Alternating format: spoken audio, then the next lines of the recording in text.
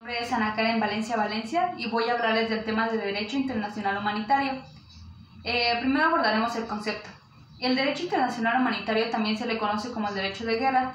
Sin embargo, esta acepción es incorrecta, ya que el derecho internacional humanitario busca la protección del individuo en un conflicto armado y no del Estado en conflicto.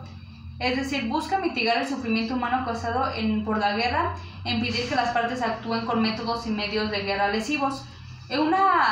Una acepción acertada es la que nos da el Comité Internacional de la Cruz Roja, el cual nos dice que son normas internacionales de origen convencional o consuetudinario cuya finalidad especial es solucionar los problemas de índole humanitaria que puedan o concurrir durante los conflictos armados, sean intencionales o no, y que restringe por razones humanitarias el derecho de las partes en conflictos a utilizar los métodos y medios de guerra a su elección. Después nos tocará hablar de la evolución histórica de este derecho.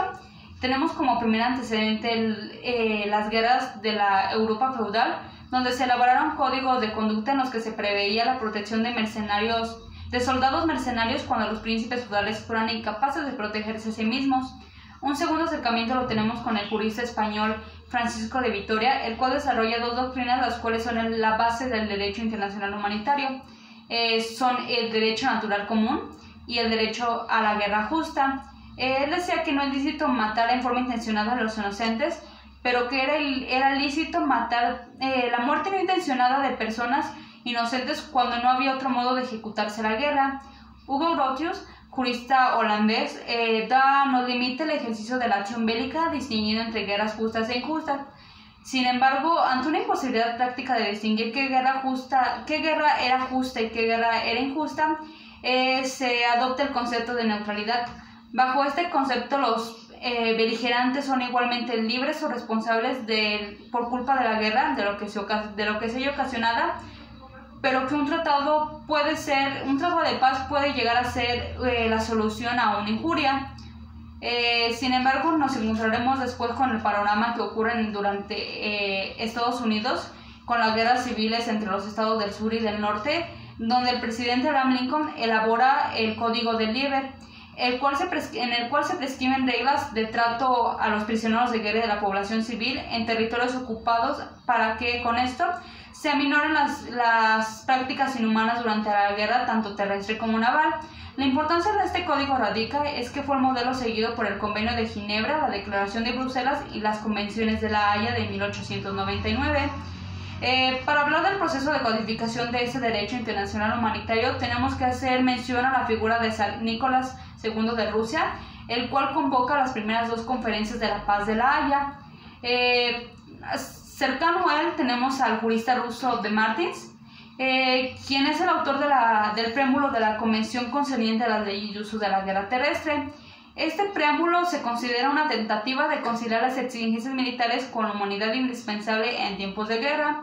Después nos remontamos al siglo XX, durante los crímenes de guerra perpetrados durante la Segunda Guerra Mundial y el establecimiento del Tribunal Militar Internacional de Nuremberg, donde se elaboran tres convenios de Ginebra del 12 de agosto de 1949. Los tres primeros desarrollan temas ya existentes en el derecho humanitario, tales como la protección de los heridos y los enfermos, las fuerzas armadas de tierra como en el mar, y también sobre los náufragos y los prisioneros de guerra. Sin embargo, el cuarto protocolo, llamado el convenio relativo a la protección de las personas civiles en tiempos de guerra, se considera una innovación, ya que consagra exclusivamente protección de personas civiles en territorio nacional del enemigo y de modo más particular en territorios ocupados. A estos dos convenios se les adopta dos protocolos, los cuales son relativos a la protección de las víctimas de los conflictos armados internacionales y de conflictos armados sin carácter internacional. Estos se consideran el mayor logro realizado por el derecho internacional humanitario. El protocolo primero introduce severas restricciones en la conducción de hostilidades por los beligerantes, y el protocolo segundo se considera como el primer instrumento internacional relativo exclusivamente a la reglamentación de los conflictos armados no internacionales. El siguiente tema que nos concierne son las fuentes de este derecho internacional humanitario. Como primer fuente tenemos los tratados. pues es la fuente por excelencia del derecho internacional público y por ende del derecho internacional humanitario. El Comité Internacional de la Cruz Roja y las Conferencias de la Paz de La Haya son las encargadas del proceso de codificación y se considera una de las primeras ramas del derecho internacional público en ser codificadas. También se considera que está bien desarrollado, pues cumple una gran variedad de aspectos como la conducción de la guerra, la protección de las víctimas y la limitación de los métodos y medios de guerra, y alrededor existen más de 100 tratados sobre este tema. La segunda fuente que tenemos es la costumbre, que es una fuente originaria del derecho internacional humanitario y gran parte de sus normas son de derecho internacional consuetudinario. Si bien la gran mayoría de estas normas de costumbre ha sido cristalizada en tratados internacionales, nos encontramos ante dos problemas. En primer lugar, los tratados solamente se aplican a los estados que lo han ratificado, y en segundo lugar, estas normas convencionales no regulan de manera específica y detallada y de manera suficiente aquellos conflictos armados que suscitan de forma contemporánea. La tercera fuente que tenemos son los principios generales del derecho internacional humanitario. Estos sirven para interpretar los tratados y le dan un sentido a la costumbre más acorde con su objetivo, que es la protección de la persona. Tenemos como primer principio el principio de humanidad, que se puede entender de dos maneras, como proporcionar un trato digno a las personas conforme a su humanidad, respetando su integridad moral, física, psicológica, y tanto de combatientes como de no combatientes. Y el segundo aspecto es sobre respecto a los combatientes, los cuales establece una serie de prohibiciones de infligir sufrimientos innecesarios o destruir de sus bienes cuando estos objetivos hayan sido neutralizados. El segundo principio es el de inalienabilidad, mediante el cual ninguna persona combatiente no puede renunciar a la protección brindada por el derecho internacional humanitario. Después nos encontramos bajo el principio de no discriminación, el cual prohíbe que se haga toda distinción desfavorable en la aplicación del derecho humanitario por razones de raza, color, sexo, lengua, creencia, religión, opinión política o cualquier otro criterio. Sin embargo, se permite hacer diferencia de trato en beneficio a personas que se encuentran en condiciones desfavorables, tales como brindar atención médica a las personas que tienen alta probabilidad de sobrevivir a estos sobre aquellas que no.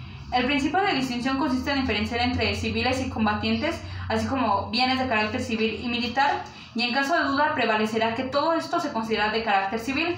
El principio de proporcionalidad nos habla que debe entenderse que los daños no podrán ser excesivos en relación con la ventaja militar que se obtenga cuando se ataca un objetivo militar. El principio de limitación nos dice que el derecho de las partes en conflicto a elegir los métodos o medios de guerra no es ilimitado, es decir, se prohíbe el empleo de armas, proyectiles, materias y métodos de hacer la guerra de tal índole que causen daños innecesarios o superfluos. El principio de necesidad militar se refiere a que las medidas deben de ser indispensables para asegurar los fines de la guerra y también deben de ser lícitas según las leyes y costumbres para garantizar el rápido sometimiento del enemigo con el menor costo posible de vidas humanas y recursos económicos. No están prohibidos los estratagemas, que son los actos que tienen por objeto inducir en error al adversario o hacerle cometer imprudencias, tales como el camuflaje, las operaciones simuladas y la información falsa. El principio de neutralidad humanitaria parte del presupuesto de que la asistencia humana es básica, es decir, está prohibido tocar establecimientos del personal sanitario del ejército, así como lo de la Cruz Roja. El principio de seguridad establece que todo individuo tiene derecho a la seguridad de su persona, es decir, nadie será considerado responsable de los actos que haya cometido, y en caso de enjuiciamiento toda persona tendrá derecho a que se le respeten las garantías procesales. Por última fuente de derecho tenemos la cláusula Martes, la cual aparece por primera vez en el convenio 2 de la Haya de 1899, relativo a las leyes y costumbres de la guerra terrestre, y le debe su nombre también al profesor de Martens. Dicha fórmula consiste en que se tendrá por en que ante la ausencia de tratados se aplicará la costumbre internacional, y que ante la ausencia de estos tratados se aplicará los principios generales del derecho, y en el supuesto extremo de que tampoco existan se aplicará la moral. Bien, las situaciones en que se puede aplicar el derecho internacional humanitario se establecen en la Carta de las Naciones Unidas. Se establece que esto se puede aplicar cuando un estado o grupo de estados es objeto de agresión por otro estado o un grupo de estados, o cuando el Consejo de Seguridad decide el empleo colectivo de la fuerza contra un estado que amenaza la seguridad internacional, así como la paz, y cuando un pueblo bajo dominio colonial libra una lucha armada a fin de permitirse el ejercicio de su derecho a la libre autodeterminación y a la independencia. Bien, ahora hablaremos de la tipología tradicional de los conflictos armados. Los conflictos armados generalmente se dividen entre internacionales y no internacionales. Sin embargo, hay una clasificación más específica, la cual nos habla de una primera generación. Su naturaleza jurídica nos dice que es el caso más típico de los conflictos armados, es decir, aquellos en los que las partes son los estados soberanos. Por ende, su denominación sería la de guerra, y su regulación le son aplicables los 4 convenios de Ginebra de 1949 y el protocolo adicional 1 de 1977, además de cerca de 100 tratados en la materia. La segunda generación nos habla que su naturaleza jurídica son aquellos conflictos armados no internacionales porque se desarrollan en el interior de un estado. Las partes contendientes en todo caso son fuerzas armadas del estado y por otra parte fuerzas armadas disidentes, militares o un grupo armado organizado de civiles.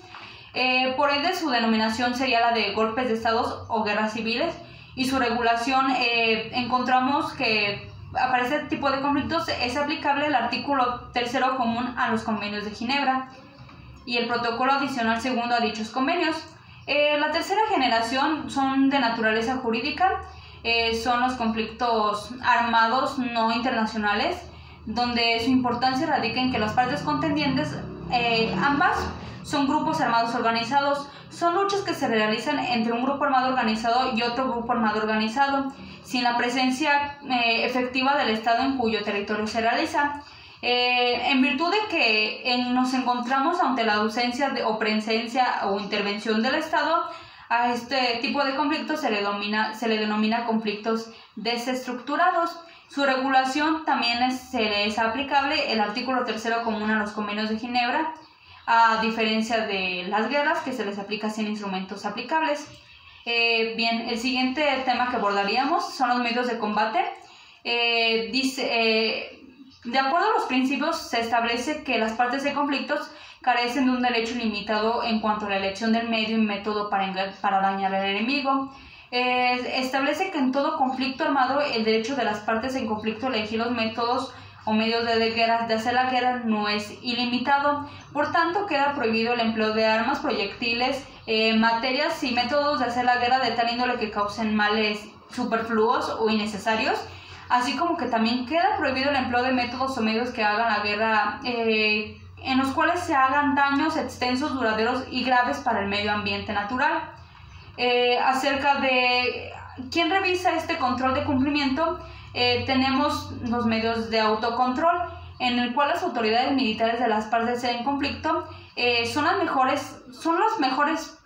los quienes están en mejores condiciones de supervisar el cumplimiento de estas normas. Por tanto, quienes tendrían la obligación de vigilar este cumplimiento son los jefes militares, quienes deberían de impedir las infracciones de los convenios y en su caso reprimir y sancionar tales agravios causados. Después nos encontramos con el segundo tipo de medio de control, que es el de heterocontrol, que son ejercidos por terceros ajenos al conflicto, es decir, hablamos de una potencia protectora, el cual es un estado neutral u otro estado que no es parte en el conflicto y que, habiendo sido designado por una parte en el conflicto y aceptado por la parte adversa, está dispuesto a desempeñar funciones consignadas a la potencia protectora por los convenios y por los protocolos en la materia. Bien, por último hablaremos del régimen de las personas protegidas. Nos encontramos con el Estatuto de los Combatientes. Combatiente es toda persona que hace uso de la fuerza en un conflicto armado. La fuerza solamente puede emplearse contra las personas que hagan uso o amenacen con hacer uso de la fuerza en un conflicto armado.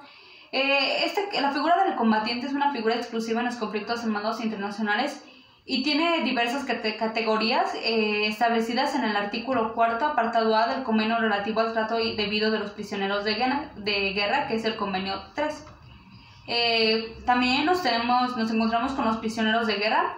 Un prisionero de guerra es todo combatiente que cae en poder de una parte adversa y tiene una protección fundamental, pues establece que el cautiverio del prisionero no debe tener un carácter punitivo ni infamante, ya que el objetivo es impedir que el combatiente cause daño y que participe de nuevo en las hostilidades.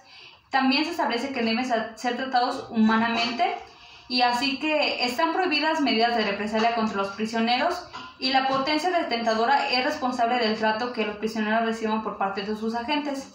También debe de mantener en forma gratuita a los prisioneros de guerra, y solo los tribunales militares podrán juzgar a los prisioneros de guerras. Sobre los heridos, enfermos y náufragos, por heridos y enfermos tenemos que son aquellas personas militares o civiles que debido a un traumatismo, una enfermedad o un trastorno o incapacidad de orden físico o mental tengan necesidad de asistencia o cuidados médicos y que se abstengan de todo acto de hostilidad. Esto involucra también a los parturientos, recién nacidos, inválidos y mujeres embarazadas.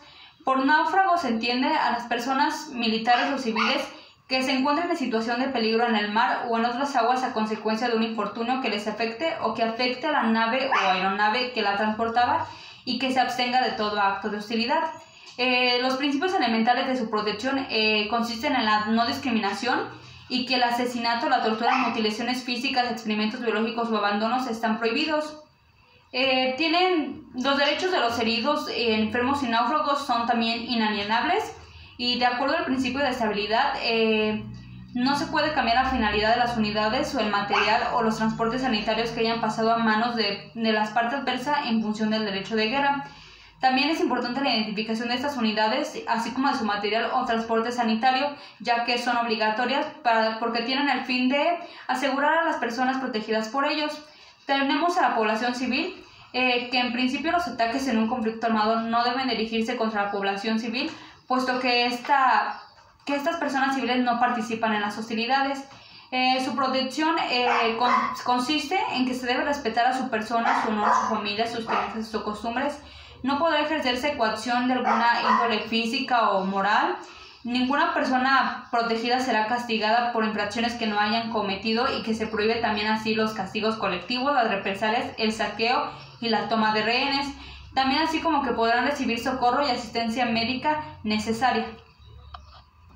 Sobre los signos protectores del derecho humanitario, los convenios de Ginebra, así como sus protocolos adicionales, establecen que el personal sanitario y la protección civil, así como las instalaciones que contienen fuerzas peligrosas y bienes culturales, gozarán de inmunidad beligerante en el contexto de un conflicto armado. La protección al personal sanitario, antes de 1864 no existía un signo, y por tanto eran desconocidos, y tampoco se les respetaba a los transportes ni los establecimientos necesarios. Actualmente el signo distintivo del personal sanitario es la cruz roja sobre un fondo blanco, pero en algunos otros países también se admite una media luna roja o león y sol rojos sobre fondo blanco. Este uso otorga a las personas, a los bienes, las unidades y los medios de transporte y el material sanitario cuando se desarrolla cualquiera de las actividades que les son propias en el marco de un conflicto armado. Representa la inviolabilidad de la misión médica y recuerda a los combatientes que la misión médica está protegida, debe ser respetada y no debe ser atacada. La protección civil se establece que se entiende por protección civil el cumplimiento de todas las tareas humanitarias que pueden consistir en salvamento, lucha contra incendios, evacuación, servicio de alarma, inhabilitación, habilitación y organización de refugios, destinados estas actividades a proteger a la población civil contra los peligros de las hostilidades y las catástrofes que puedan suscitarse. El signo distintivo el distintivo internacional de esta protección civil consiste en un triángulo. La protección de obras e instalaciones que contienen fuerzas peligrosas se entienden por estas instalaciones presas, diques, centrales nucleares, de energía eléctrica, y se establece que estas no pueden ser objeto de ataques aunque sean objetivos militares, cuando puedan producir la liberación de aquellas fuerzas que puedan ocasionar pérdidas importantes para la población civil. Sus signos distintivos son 3 puntos seguidos. La protección de los bienes culturales, se entiende por bienes culturales todos aquellos bienes muebles e inmuebles que tengan una gran importancia para el patrimonio cultural de los pueblos, como monumentos de arquitectura, que por el arte, la historia o carácter religioso sea de gran interés histórico o artístico, y su signo distintivo se los pondré a continuación.